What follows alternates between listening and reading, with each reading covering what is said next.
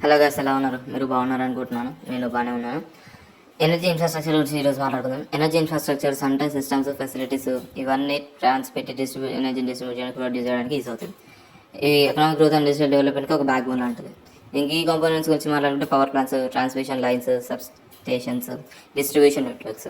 Energy infrastructures అన్నీ ఒక conventional and renewable సిస్టమ్స్గా క్లాసిఫై అయ్యబడ్డాయి అనమాట. కన్వెన్షనల్ రిసోర్సెస్ అంటే coal, oil, natural gas based power plants లాంటివి అనమాట. రెన్యూవబుల్ సోర్సెస్లో ఏమేమి ఉంటాయంటే సోలార్, విండ్, హైడ్రో, జియోథర్మల్ అంటే బయోమాస్ ఎనర్జీ ఇలాంటివి ఉంటాయన్నమాట.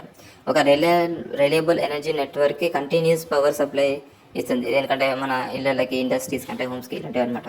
ట్రాన్స్మిషన్ ఇన్ఫ్రాస్ట్రక్చర్స్ అన్ని హై వోల్టేజ్ ఎలక్ట్రిసిటీ అండ్ చాలా లాంగ్ డిస్టెన్స్ ఉంటాయి అన్నమాట. Transmission infrastructure.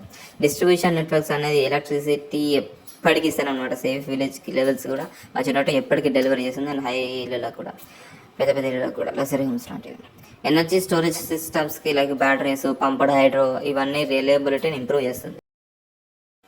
Smart grids digital టెక్నాలజీని ఇంటిగ్రేట్ అయ్యి ఎఫిషియెంట్ ఎనర్జీ మేనేజ్మెంట్ని ఎఫిషియెంట్గా ఉంచేలా చేస్తుంది. గవర్నమెంట్ ఈ అవుట్డేటెడ్ పవర్ ఇన్ఫ్రాస్ట్రక్చర్ మీద మోడరైజ్గా చాలా బాగా ఇన్వెస్ట్ చేస్తుంది, చాలా హెవీగా ఇన్వెస్ట్ చేస్తుంది అనమాట. ప్రైవేట్ సెక్టర్ పార్టిసిపేషన్ కూడా ఉంటుంది. ఎలాంటి పీపీపీ మోడల్ ద్వారా ఈ ఎనర్జీ డెవలప్మెంట్ని యాక్సిలరేట్ చేస్తారు. Sustainable energy infrastructures carbon emission పొల్యూషన్ని రెడ్యూసెస్ చేస్తాయి. ఎనర్జీ ఎఫిషియన్సీ అండ్ కన్సర్వేషన్స్ ఇవన్నీ మోడర్న్ ప్రాజెక్ట్స్కి కీ గోల్స్ లాంటివి. రూరల్ క్లాసిఫికేషన్ ప్రోగ్రామ్స్ అన్నీ రిమోట్ ఏరియాస్కి పవర్ సప్లై చేయడానికి ప్రొవైడ్ చేస్తుంది అనమాట. టెక్నాలజికల్ ఇన్నోవేషన్స్ అంటే మైక్రో గ్రిడ్స్ ఇవన్నీ పవర్ జనరేషన్ డీసెంట్రలైజ్డ్ చేసేస్తుంది, అంటే ఇన్నోవేషన్స్ చేస్తుంది అనమాట.